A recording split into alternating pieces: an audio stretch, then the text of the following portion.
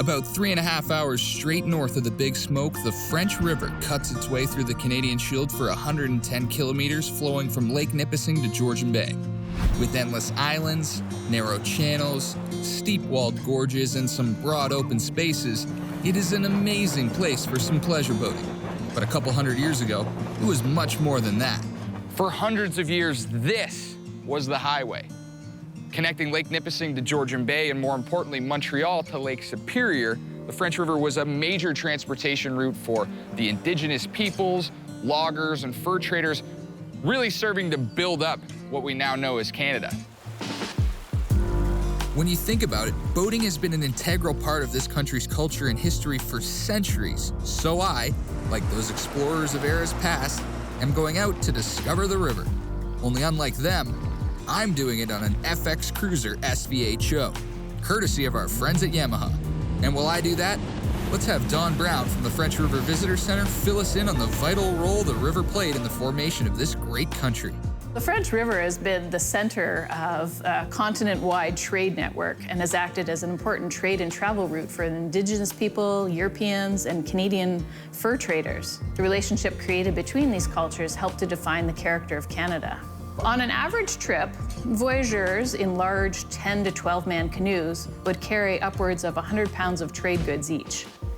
They mostly traded with Indigenous people for their furs and pelts in exchange for some of the European manufactured goods like blankets, beads, nesting pots, and tools such as metal axes and knives. But after the fur trade died out as the major industry, logging became the next major economic activity in the area. So instead of roads, the waterways of the French River, along with its tributaries, were used to transport these felled trees to the lumber mills and to the railheads. So when the logging area was no longer profitable, many in the community turned to commercial fishing instead. So then once the rail lines connecting Sudbury and Toronto were completed, the businesses of the area turned to tourism as it remains today. I also learned that 45,000 years ago, long before those people ever got together, the river was carved out of the Canadian Shield by runoff from receding glaciers. And, fun fact, back then, it actually flowed the other way. That flowing water created the incredibly beautiful rock walls along the river, one of which you can get a real good look at from the snowmobile bridge right by the visitor center. But a much better way is from down below. This is such an amazing spot for a PWC. It feels like around every river bend there's a new adventure, and as long as you know where the waterfalls, rocks, and rapids are, those will all be good adventures. But the French is also world-renowned for its fishing. And I've been on this show for almost 2 seasons now, and I still have not caught a fish on camera. Is that because of my incompetence? The short answer, yes. The long answer, yes. So I'm gonna pull out, head to the East Basin of the French, to Crane's Lochaven Lodge, where I am almost guaranteed to pull something out of this French River. The French runs about 65 miles east to west, but with all those rapids and rocks, that means even on a wave runner, I'm not going to be able to run the whole thing. So I loaded back into my F250 and headed east about half an hour to Wolseley Bay in the East Basin of the French. Lochaven Lodge is one of many great family-owned fish camps on the French, but it's one of only a few that are only accessible by boat. The trouble with boating in new places is that even with charts and navionics, it can be difficult to know where those no-go spots are. Luckily, my host Ed Crane has been on these waters since he was a kid. And while this used to be the highway for fur traders and voyageurs, for Ed, it still is. This is my office. Mine too, actually. To me, I'm on the 401 right now. Yeah. If I was living in Mississauga, this is my 401. This is your commute. This is considered the Eastern Basin. Okay. Because really the French River, it's known to have Upper French and Lower French. Okay. It's 65 miles long, almost 20-mile stretches. Yep. The way it branches, and they're all broken up by rapids. Wolseley Bay is the only access to the Eastern Basin. Fishing is incredible. You can't beat it. I believe it's the best part. I've traveled across the country, and, you know, mountains are beautiful, but they're hard to go up and down. True. We've got monster muskies, smallmouth like crazy.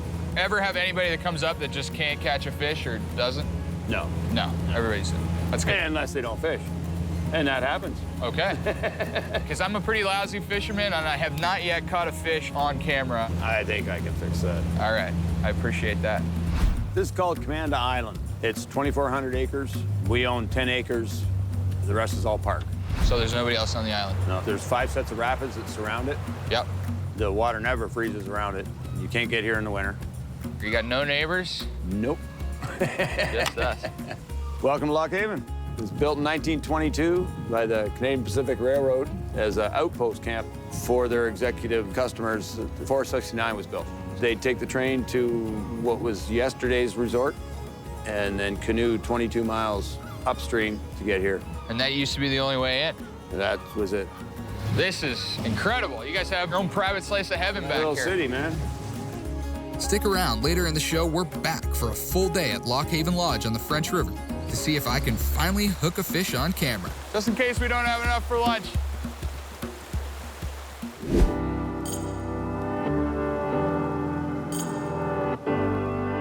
One of the best ways to get your family out on the water without breaking the bank is a deck boat. And Starcraft's SVX line has been ultra popular for exactly that reason. This is the 2021 SVX 190 DC OB.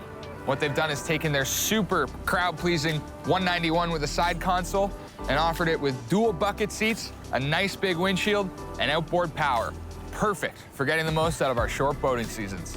The great thing about this SVX 190 is it gives you everything you absolutely need standard and lets you take anything else you'd want as options. Standard on this boat are a pair of nice big bolstered bucket seats tucked under this great big windshield that runs the full beam. You also get stainless grab rails, a canvas bimini, AM/FM Bluetooth radio, and a telescoping ladder on both the stern and the bow so you can pull up at the sandbar, beach the bow, and swim right off the back.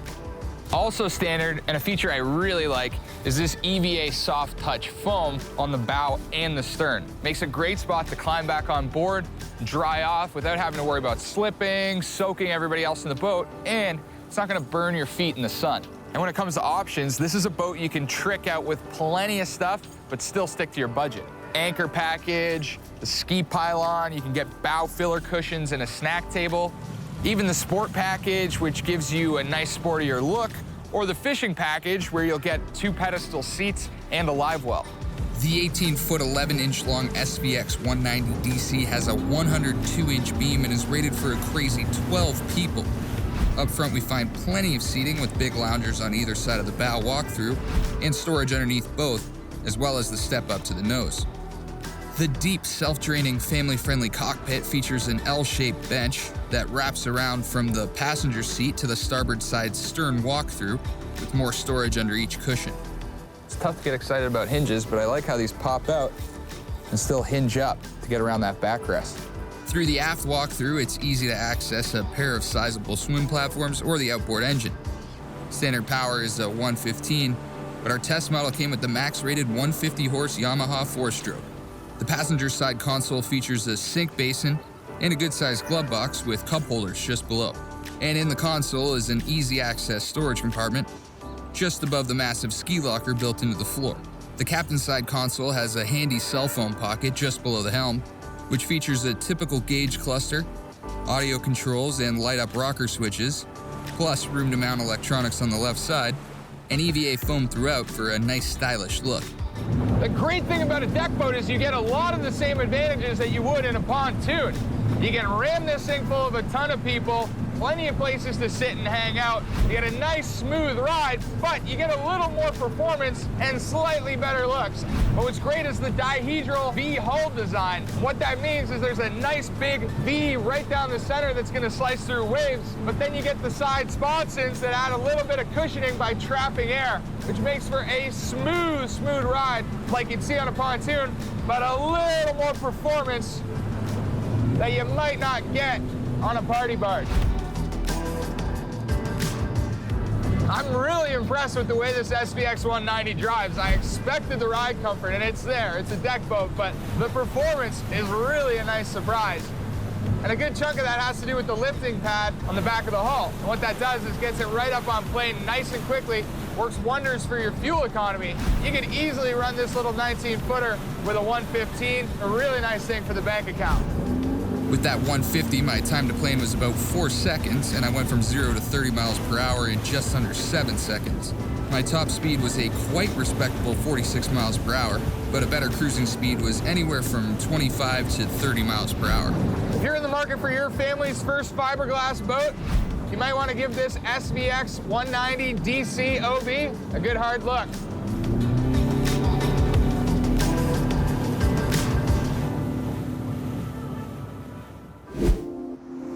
If you're a trailer boater who likes to mix business with pleasure when it comes to your truck, I've got something you might want to see. This is the all-new F250 Super Duty with the Tremor package from Ford. And pulling us under this hood is a brand new 7.3-liter V8 gas engine. For anyone who uses their truck for more than just work, towing a boat, fishing, camping, even off-roading, this is a truck built for you. The Tremor package, which as of 2020 you can find on the F250 and F350, is aimed to give you the kind of hardware and the tech to handle any kind of terrain you can think of. Upgraded suspension, off-road running boards, which are great for steep launch ramps, the biggest tires you'll find on a heavy-duty pickup with these 35-inch all-terrain wheels. On the tech side, trail control and rock crawl mode, plus best-in-class water fording at 33 inches. Which comes in quite handy at some shallower launches. With those massive tires and that beefy suspension, this is a huge truck. The mirrors, the crew cab, the storage, even the Ford emblem on the grill is the size of my head. And to pull it all, we need a huge engine. This 7.3-liter V8 gas engine with an automatic 10-speed transmission is all new for 2020. It's the biggest and most powerful gas engine that's ever been put in a Super Duty, cranking out 430 horsepower and 475 pounds-feet of torque. With a payload of over 3,300 pounds and rated for up to 15,000 pounds of towing, this 5,000-pound Robalo was nothing for this big block gasser, barely breaking a sweat at under 2,000 RPMs. I had to turn around a couple times to see that we were still hauling a boat. The transmission was incredibly smooth the whole way, and the torque curve was about as flat as can be. This thing could clearly handle a much bigger load. Now, if you're towing a 15,000-pound boat on a regular basis, then the 6.7-liter diesel is probably the engine for you.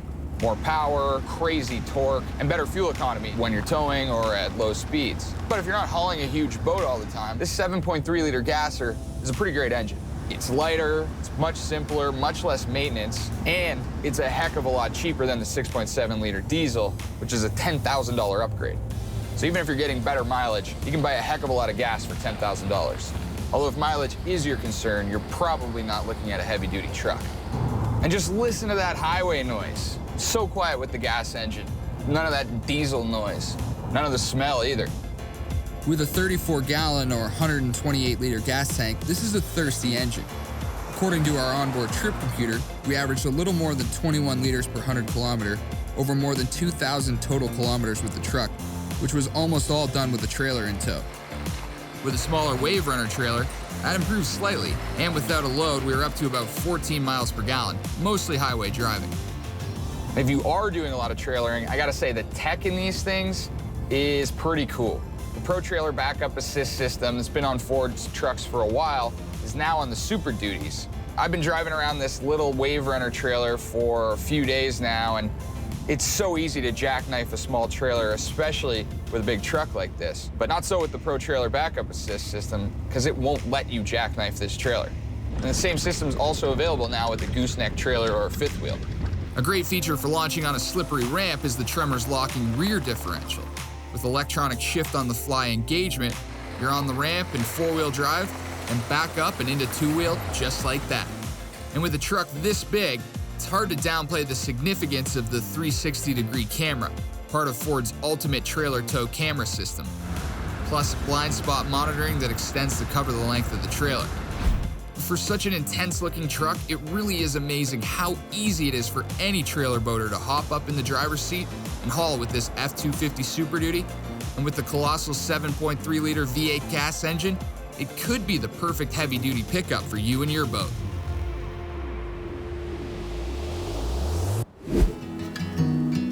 The The French River runs more than 65 miles, or 100 kilometers, from Lake Nipissing to Georgian Bay. Rapids and waterfalls break it up into 3 main sections, but they also make it a boater's paradise. And that's helped by the Ontario Provincial Parkland and the First Nations Reserve that leave the vast majority of its shoreline just as Mother Nature left it. Smack in the middle of the Eastern Basin is a little slice of quintessential Canadian boating and fishing heaven where we find ourselves this week.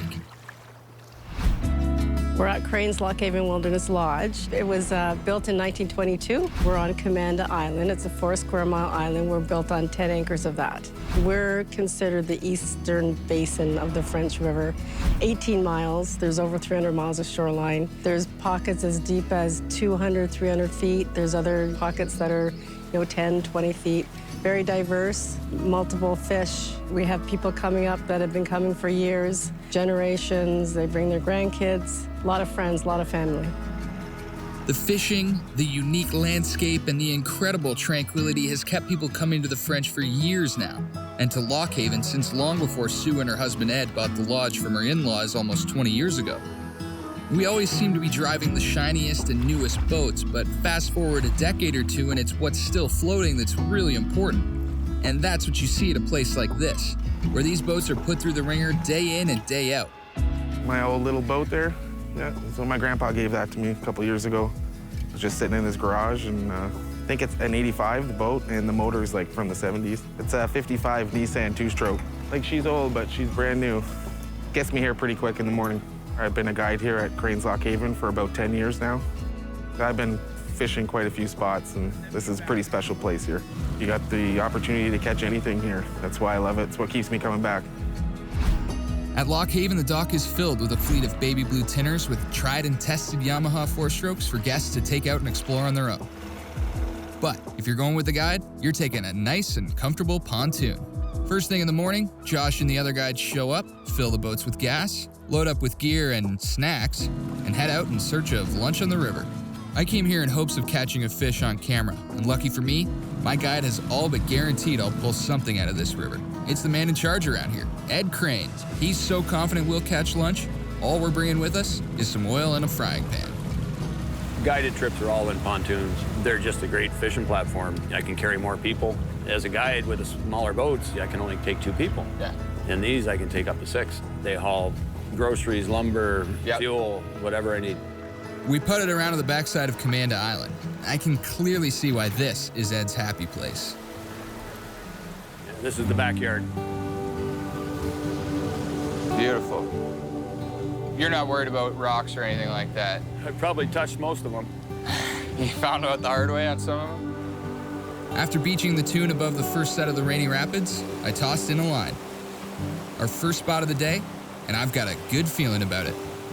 Ed said he had guests that pulled 50 bass out of these rapids yesterday, so if I can't find my lunch in here, I got bigger problems. Could take a lifetime. And Murphy's luck, not even a nibble. Well, we're not having a ton of luck here at the Rainy Rapids, so why don't we move to another spot? Plenty of fishing spots out here on the French. We'll get one. This is a popular spot for deer to cross, both ways. Okay. What other wildlife do you guys get out here? We get moose, deer, bear, wolves, beavers, otters, fishers, martins. Pig? Pigs. He's an import. That would be Griffin. He's the most famous wildlife we have now. No kidding. Yeah. The further up the river we go, the more beautiful it gets. The quintessential postcard of the Canadian Shield. And I had much better luck. Finally! Let's eat.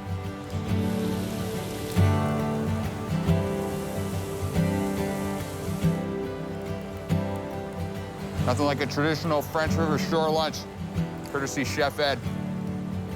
With a belly full of fresh-caught lunch, we swung back by the lodge and picked up a couple of friends from camp.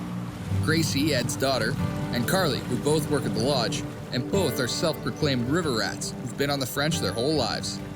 Your parents grew up here, you're growing up here, you're a river rat. You grew up here and you know how to get 5 fingers. That too, I guess, yeah. If you know how to get to 5 fingers, you're set. Yeah. 5 Finger Rapids. Yep.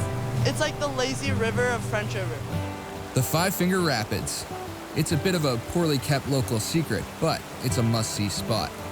A convergence of the river breaks that forms the shape of an outstretched hand.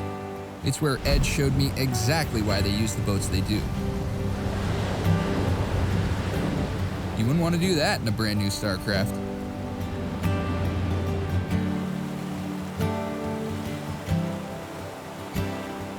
Now that I'm a self-proclaimed fisherman, I pulled out a couple more fish. Then the girls showed me where to jump in and let the river take me right where I needed to go.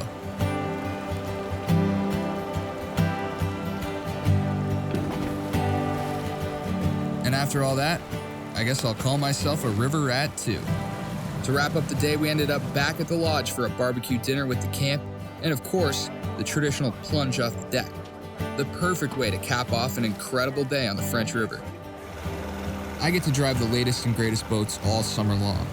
But at some point out here, listening to nothing more than running water and the distant hum of outboard engines, in a place where everyone is family. Sitting in a lawn chair on a 20-year-old pontoon boat, it hit me. This is what boating is all about. No matter what kind of boat you're on, it's the journey that counts, not the destination. And I owe a huge thanks to the Cranes for helping me see that and having me up to such a magical place.